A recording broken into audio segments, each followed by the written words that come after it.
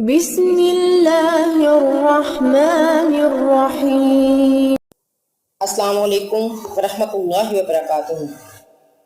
ہر انسان کی خواہش ہونی چاہیے کہ وہ کام کرے جو اس کے حق میں بہتر ہے، جو اس کی آخرت کو بنائے، جو اس کو اللہ تعالیٰ کا محبوب بنا دیں اور جو اس کو اللہ تعالیٰ کے غضب سے دور کر دے۔ جس طرح ہم دنیاوی لحاظ سے ان مجلسوں کو پسند کرتے ہیں جو ہمارے لیے فائدہ مند ہوتی ہیں، اور ان مجلسوں سے ہم دور رہتے ہیں جہاں پر ہماری مینٹل سیٹسفیکشن نہیں ہوتی۔ ہم ایسے لوگوں میں رہنا پسند کرتے ہیں جو لوگ ہمارے مزاج کے مطابق ہوں۔ ہم ان لوگوں سے دور رہنا پسند کرتے ہیں جو ہمارے مزاج کے مطابق نہ ہو۔ ہر انسان کو اپنا مزاج، اپنی محفل اور اپنے جو ان کے ذہن کو مطمئن کریں وہ لوگ اچھے لگتے ہیں۔ سیدنا ابو امامہ رضی اللہ عنہ سے یہ روایت ہے کہ ایک یہودی عالم نے نبی صلی اللہ علیہ وسلم سے دریافت کیا کہ کون سی جگہ بہتر ہے، دنیا میں سب سے بہترین جگہ کون سی ہے؟ تو آپ صلی اللہ علیہ وسلم خاموش ہو گئے اور فرمایا کہ میں جبرائیل کے آنے تک خاموش رہوں گا۔ یہ ہمارے پیغمبر کا شیوا ہے۔ آج کل کے علماء صرف اس بات کی وجہ سے کہ لوگ یہ سمجھیں گے کہ شاید ان کو اس مسئلے کا جواب نہیں آتا تو غلط مسئلہ جو ہے وہ بتا دیتے ہیں، بلکہ اگر جس مسئلے کا پوری طرح معلوم نہ ہو اس پر توقف کیا جائے اور سائل کو یہ کہا جائے کہ مطالعہ کے بعد یا تھوڑی گفتگو کے بعد یا تھوڑا سوچنے کے بعد آپ کو جواب ملے گا، تو بھی اس میں کچھ مذائقہ نہیں کہ اصلی علم تک پہنچا جائے۔ اسی طرح نبی صلی اللہ علیہ وسلم نے فرمایا کہ میں خاموش رہوں گا، اور جبرائیل علیہ السلام آ گئے تو آپ نے پوچھا، جبرائیل نے بتایا کہ وہ سائل سے زیادہ جاننے والا نہیں ہے، یعنی ان کو بھی اس سوال کا جواب نہیں آتا تھا۔ میں اپنے رب تبارک تعالیٰ سے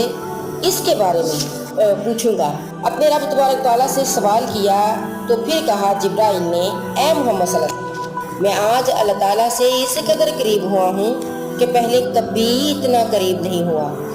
آپ نے فرمایا یہ کیسے ہوا جبرائیل؟ انہوں نے کہا میرے اور اللہ تعالیٰ کے درمیان نور کے 70,000 پردے موجود تھے،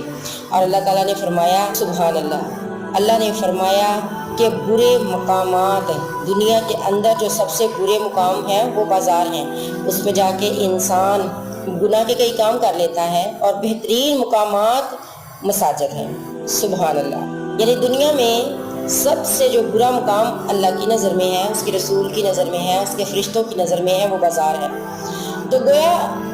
بازار جانا اور بازار میں وقت گزارنا وہ اللہ تعالیٰ کے نزدیک ناپسندیدہ ہے، الا یہ کہ وہاں نیکی کا کام کیا جائے، سلام کو عام کیا جائے، اللہ کا ذکر کیا جائے اور کراہت کے ساتھ جایا جائے، ضرورت کی چیز لی اور جلدی سے بازار سے واپس آیا جائے۔ لیکن ہمارے ہاں تو یہ بھی ہے، لوگ ونڈو شاپنگ کرنے کے لیے چلے جاتے ہیں، اگر ان کو کچھ لینا دینا نہیں بھی ہے تو ونڈو شاپنگ کرنے کے لیے چلے جاتے ہیں، بازار میں گھومنے کے لیے چلے جاتے ہیں، کھانے پینے کے لیے چلے جاتے ہیں۔ نبی صلی اللہ علیہ وسلم نے عورت کا گھر میں رہنا پسندیدہ ترین جو ہے وہ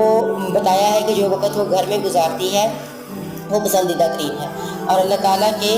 سب سے زیادہ قریب عورت تب ہوتی ہے جب وہ گھر میں ہوتی ہے، اور سب سے زیادہ دور اللہ تعالیٰ سے وہ اس وقت ہوتی ہے جب گھر سے باہر ہوتی ہے۔ تو ہم ونڈو شاپنگ کرنے کے لیے جاتے ہیں، ہم ویسے ہی چیزوں کا ریٹ بھاؤ تاؤ مول تول معلوم کرنے کے لیے جاتے ہیں، اور ایک حدیث میں ہے کہ جو بازار میں جا کے یہ دعا پڑھتا ہے نا، اشہد اللہ الہ الا اللہ وحدہ لا شریک لہ لہ الملک و لہ الحمد یحیی و یمیت بیدہ الخیر وہو علی کل شیء قدیر، جو یہ پڑھتا ہے اس کے لیے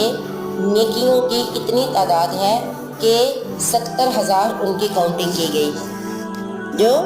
بازار میں جا کے یہ پڑھتا ہے، کیونکہ بازار جو ہے وہ ذکر الہی سے غافل ہونے کی جگہ ہے۔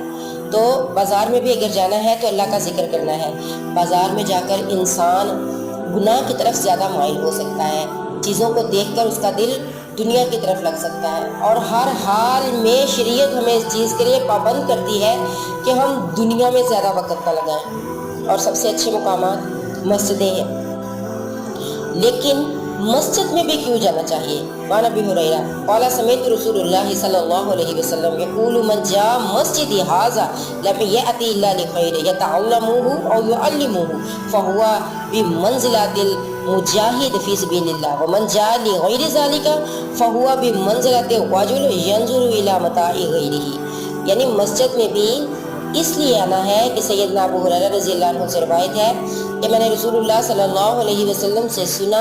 آپ فرماتے تھے جو میری اس مسجد میں آئے اور اس کا مقصد علم سیکھنے اور سکھانے کے سوا کچھ نہ ہو، یعنی یا تو علم سیکھنے آئے یا سکھانے آئے، نماز پڑھنے آئے یا پڑھانے آئے، اعتکاف آئے، مسجد میں نیکی لینے کے لیے آئے،